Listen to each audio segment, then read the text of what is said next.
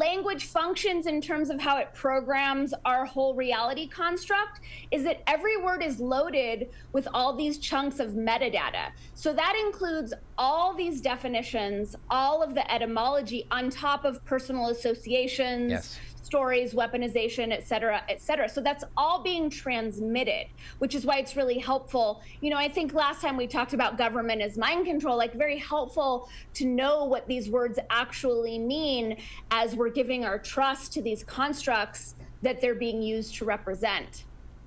Tremendous. So money, you sent me money, and that sent me down a really interesting rabbit hole.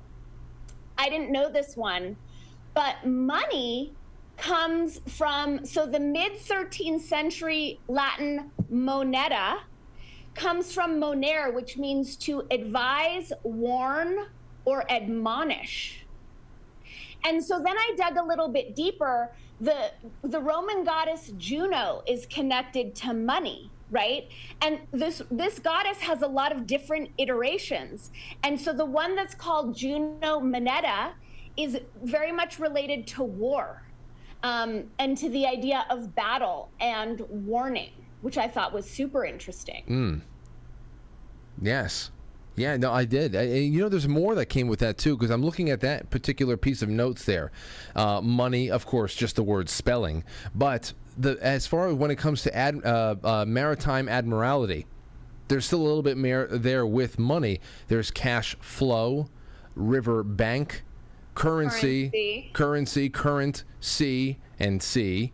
So that's there's just so much there that I would love to be able to unpack sometime, but because it's the first time I'm seeing it. But again, that's I often wonder what the use is right there.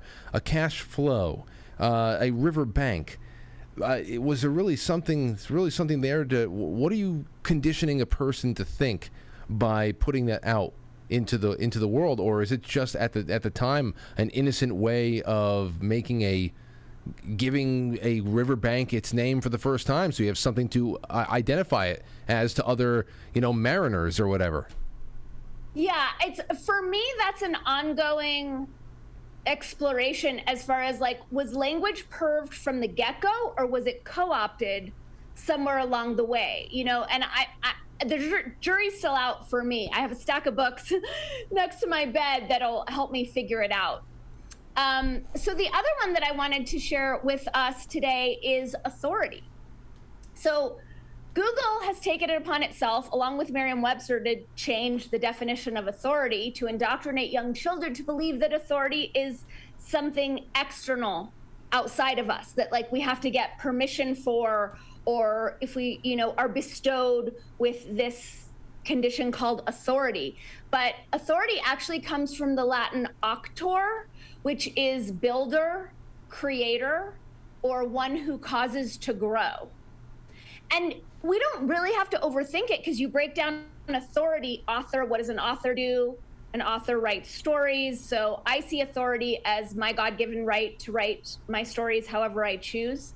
But I think that conflation is a really big part of what we're witnessing in terms of a lot of people's acquiescence to false authority, and people not being really, self-realized or self-empowered, not understanding that authority is something that lies within us. And I see a lot of rebels as well, rebelling against authority, but at the same time rebelling against our own internal authority. So that's one that I'm really excited, for everyone to understand the real definition of authority and what it means to have authority. It's true. You think about this, even just bringing up this this ongoing abortion thing. What I've been seeing is that you have this situation brewing, where you have the pro-abortion side that is looking at their all-time enemy, which are Republicans or whatever. And that's their all-time enemy. That's the authority that they're trying to fight against. Mm-hmm. On the other hand, what they have given themselves over to in order to fight against this assigned enemy has also caused them to willfully give up the real power they have to author life.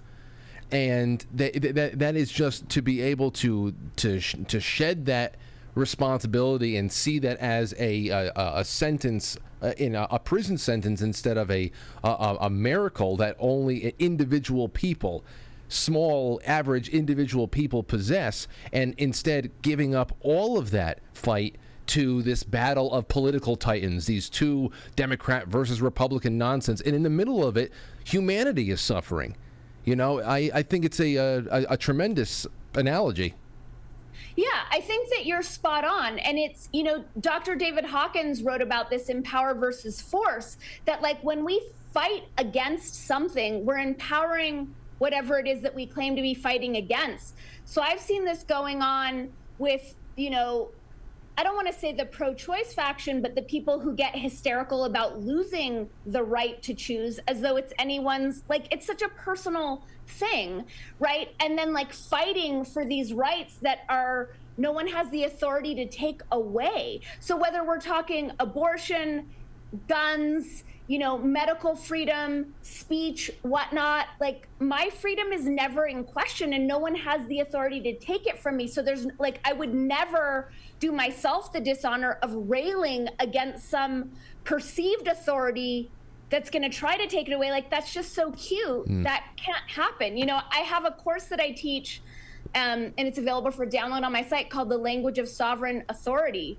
where I teach people the codes in languaging that attune us to our own sovereign agency and make it so that that's not up for grabs. So regardless of what's happening in our external authority, we are embodying that 24/7 and it's not in question. So we don't have to get into these little tiffs with people who are confused and think that they can chip away at that.